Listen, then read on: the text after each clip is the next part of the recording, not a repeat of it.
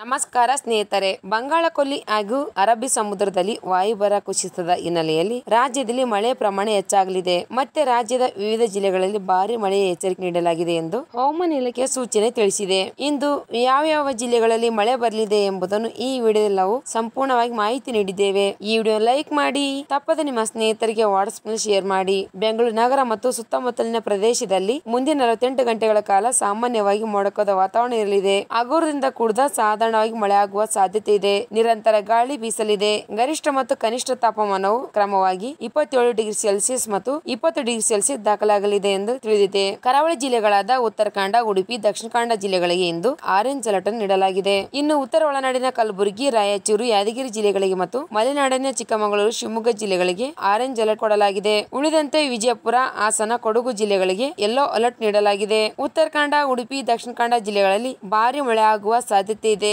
ಬೀದರ್, ಕಲಬುರಗಿ, ಯಾದಗಿರಿ, ರಾಯಚೂರು, ಚಿಕ್ಕಮಗಳೂರು, ಶಿವಮೊಗ್ಗ ಜಿಲ್ಲೆಗಳಲ್ಲಿ ಭಾರಿ ಮಳೆ ಆಗಲಿದ್ದು ಪ್ರತಿ ಗಂಟೆಗೆ 35 ರಿಂದ 45 ಕಿಲೋಮೀಟರ್ ವೇಗದಲ್ಲಿ ಗಾಳಿ ಬೀಸಲಿದೆ. ಇನ್ನು ಬೆಳಗಾವಿ, ಹಾಸನ, ಕೊಡಗು ಜಿಲ್ಲೆಗಳಲ್ಲಿ ಸಹ ಗಾಳಿ ಮಳೆಯಾಗಲಿದೆ. ಉಳಿದಂತೆ ಕೋಲಾರ, ಚಿಕ್ಕಬಳ್ಳಾಪುರ, ಚಾಮರಾಜನಗರ, ಬಳ್ಳಾರಿ, ಬೆಂಗಳೂರು ನಗರ, ಬೆಂಗಳೂರು ಗ್ರಾಮಾಂತರ ಜಿಲ್ಲೆಗಳಲ್ಲಿ ಸಾಧಾರಣವಾಗಿ ಮಳೆ ಬೀಳುವ ಸಂಭವ ಹೆಚ್ಚಿದೆ. ಒಳನಾಡಿನ ಉಳಿದ ಜಿಲ್ಲೆಗಳಲ್ಲಿ ಮಧ್ಯಮ ಪ್ರಮಾಣದಲ್ಲಿ ನಿರಂತರವಾಗಿ ಗಾಳಿ ಇರಲಿದೆ ಎಂದು ಹವಾಮಾನ ಇಲಾಖೆ ಮಾಹಿತಿ ನೀಡಿದೆ. ಕರಾವಳಿ ಭಾಗದಲ್ಲಿ ಮಳೆಯ ಜೊತೆ ಗಾಳಿ ವೇಗವು ಬೀಸಲಿರುವ ಕಾರಣ ಸಮುದ್ರಕ್ಕೆ ಇಳಿದಂತೆ ಮೀನುಗಾರರಿಗೆ ಎಚ್ಚರಿಕೆ ನೀಡಿದೆ.